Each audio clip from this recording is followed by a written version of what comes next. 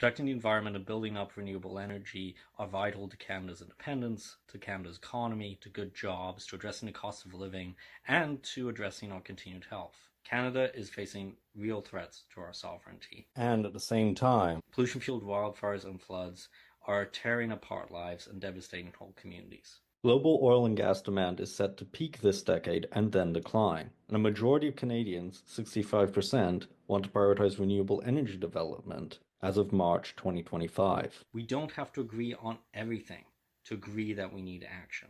Renewable energy solutions are a great way we can build a stronger, more resilient, and more independent Canadian economy. By creating more green jobs, we can create stable and localized employment that helps us get off oil and gas dependency. We already have solutions for when the sun doesn't shine or the wind doesn't blow. Things like interconnecting grids, diversified renewables, energy storage, and energy efficiency. But we cannot control global oil and gas prices and markets. For every additional dollar of inflation in Canada that you pay, 25 cents of that is going to oil and gas and mining profits as of 2023. Our dependence on oil and gas is one of the biggest drivers of inflation in our country, and it's a huge liability in terms of Canada's sovereignty. Relying on oil and gas for employment and energy leaves us exposed to decisions of other countries and exposed to international crises. These international factors can cause rapid shifts in oil and gas prices that are beyond our control. There are also strong ties between many oil and gas corporations in Canada and American interests, which is why it's so important we do renewable energy growth differently.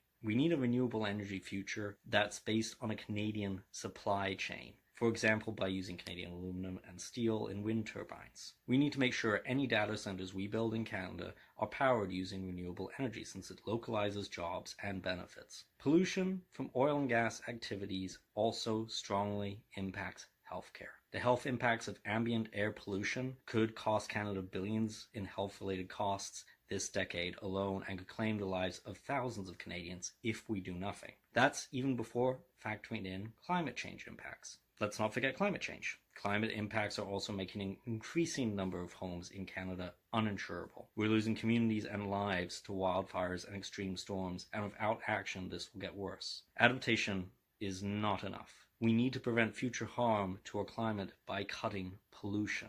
Anyone who has ever lit a campfire will know that the conditions into which a spark enters matter.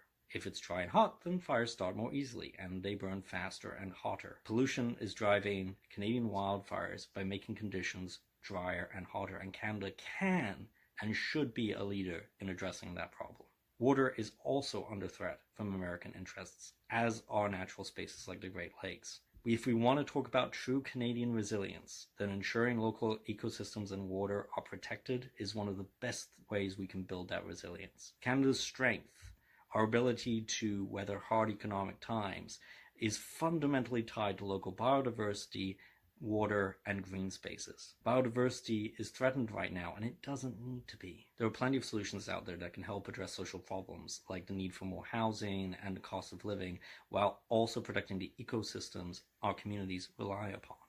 The old story that it's a question of the environment versus the economy overlooks the fact that our local economies in Canada, the economies that give us strength in times of crisis, are reliant on the environment. There's also the value of just nature as nature to consider, of leaving behind an environment that generations to come can come to enjoy and respect. It's no wonder that being able to be in nature improves mental health when times are most stressful, and times are stressful.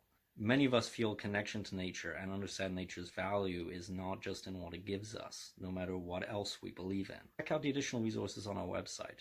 We've linked to it here. We live in an age where misinformation spreads regularly on social media and where a lot of mainstream news in Canada is actually American owned. As always, subscribe for updates if you'd like to see more content like this, and email us at communications@sierraclub.ca if you have any questions. The person who can have the biggest impact right now in advocating for an environment, the person who can let all the candidates know that we care, that person is you.